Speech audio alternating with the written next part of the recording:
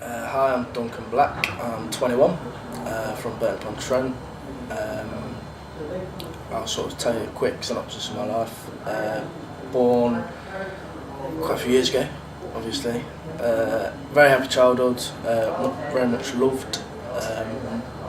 No problems with that at all. Moved to another town when my parents split up. Again, I was that young that didn't really understand what was happening. Mum came now, call it then again, didn't really understand what was happening. School was brilliant, loads of friends, and I was a class clown, sort of classic class clown. And then drink came into it, drink and cannabis over the park at the weekend, all sort of very normal for a teenager. The way I felt about myself, which wasn't very good, the drink and drugs took that away, so it was brilliant. It was a perfect escape and exactly what I wanted.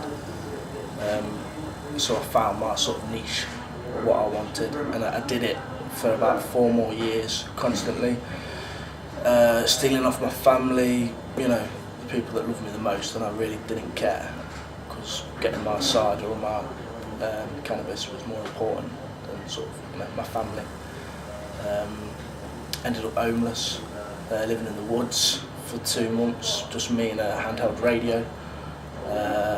So I was completely cut off, didn't see anybody for 2 months, but I knew what was happening, the football scores, I knew the football scores, which was quite weird. And that's the only voice I heard for 2 months on the radio. It was quite weird. Classic eating out of bins and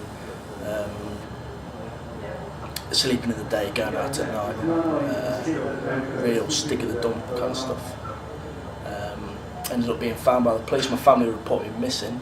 Didn't think they'd actually care about me. They obviously did. And I moved into an accommodation. That was supposed to be the start of it. The new Duncan, new life, wasn't. Straight back to the way I was. You know, within weeks. And so I'd stopped going to AA meetings, all the support, I sort of pushed everybody away, family pushed away, and carried on like that. Then a close call came with a kind of fire in my flat. Sort of fell asleep, food in the oven, had to be carried out and treated for smoke damage. And then minutes away, and I thought it was funny and it was a laugh. I didn't sort of realise the seriousness of it. I got kicked out of there, went to live with a kind of friend, somebody who I drank and smoked with. I walked in on him hanging one day, and it was like something, it was nothing out of the ordinary. It didn't shock me, and the way I reacted to that kind of shocked me, that it wasn't such a shock, if that makes sense. It was very normal. That was the real sort of turning point when I decided enough's enough.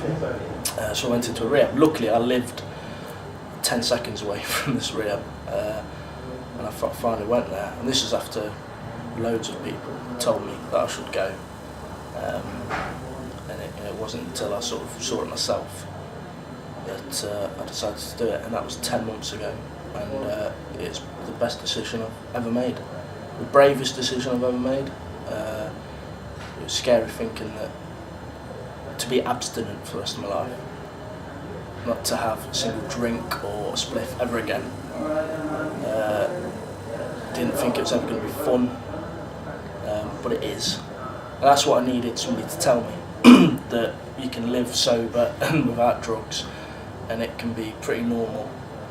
I didn't see any point in putting a drink down forever if I wasn't going to have any fun.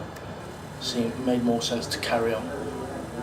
But I can. I go to pubs and and watch gigs, go and watch bands play, and it's not a problem. It's quite simple. I don't drink. I can drink. Nothing stopped me drinking, but the way I feel now compared to the way I felt then, why would I want to go back to that? So it's an easy decision to make. I'm